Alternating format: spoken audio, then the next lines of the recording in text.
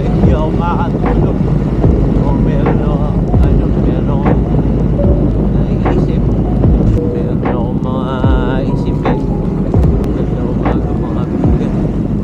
Ganda naman ako sa hindi makakatulog. Nagising na alas 4 ng umaga. Hindi na makatulog. Tawag ko na nga itong anxiety ride. Anxiety ride na yung ride tayo guys na medyo maganda na part ng aking anxiety ride.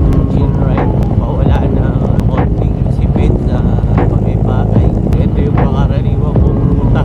Pagka nagmumudi-mudi ride ako. Lamig. Sa February guys, malamig. January to February, panahon ng lamig. Pero pagkatas ng February, March, April, ano na yan, ay init na. Summer na talaga. Kaya sa ngayon, sarap pa mag-ride kahit na hindi nasa Baguio or hindi nasa Tagaytay. Masarap pa mag-ride pagka gusto nyo yung nagra-ride ng malamig.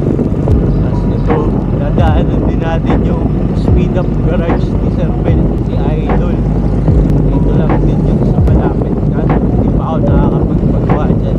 Mga puro kami DIY, Star Mall. Tapos ito pa yung isang magandang view overlooking the city o mga division sa gawing kaliwa. Dito rin ako sa glit doon.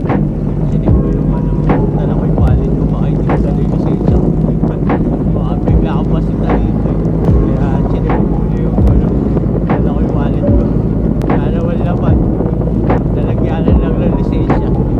Kahit pa paano nakakita ka na relaxing kahit na medyo urban. Okay naman. Okay sa daan. Aksidente na naman. Kawawa naman si Sir.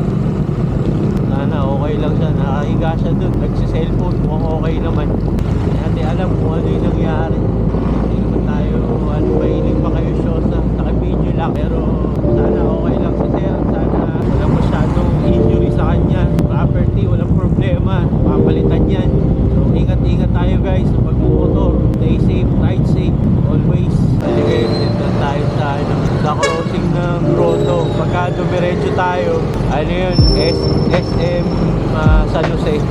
Tapos dito, pag kumanan tayo, papunta to ng Grotto. Yung ating sinisimbahan din. Yung may okasyon pa tayo. May okasyon lang.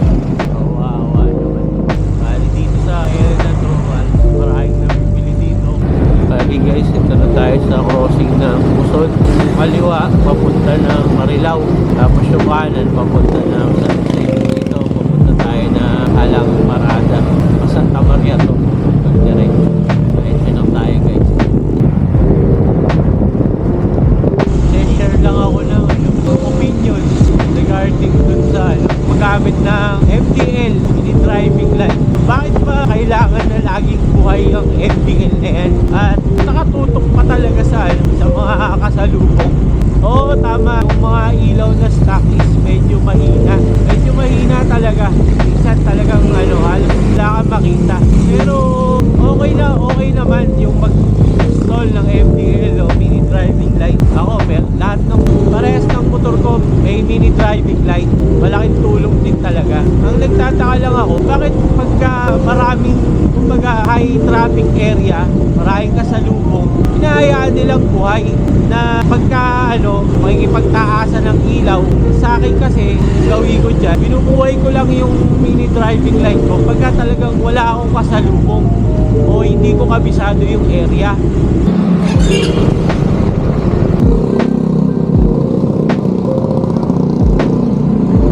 Ayan guys, magandang namang tapos ng naturingan kong anxiety ride, kain.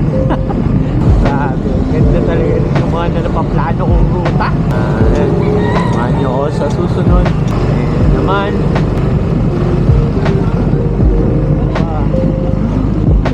itong mga kaibigan ko ito, kala mo nasa Boss Ironman, laging nakatodo ilaw. Kala mo laging laging nasa Boss Ironman. Sabi ko nga sa inyo, pagka nandun kayo sa mga karsadang kabisado nyo naman, maraming ilaw, maraming kasalubong, paano yung ilaw nyo? Magdidim na lang kayo. Hindi yung lagi kayong nakabright, tapos inilawan kayo ng mataas. Makikipagmatigasan pa kayo. Bigay nyo sa ayos. Ganyan-ganyan yung nangyari. Kung bakit babawal yung mga malalakas yung tambucho. Dahil sa ganyan banatan kayo ng banatan ng bomba. Tatapat pa kayo talaga sa mga maraming tao, tsaka kayo magbobomba, ganyan Kaya yung mini driving light, kaya nagkakaroon din tayo ng restriction din. Napakalaking tulong sa atin ng mini driving light.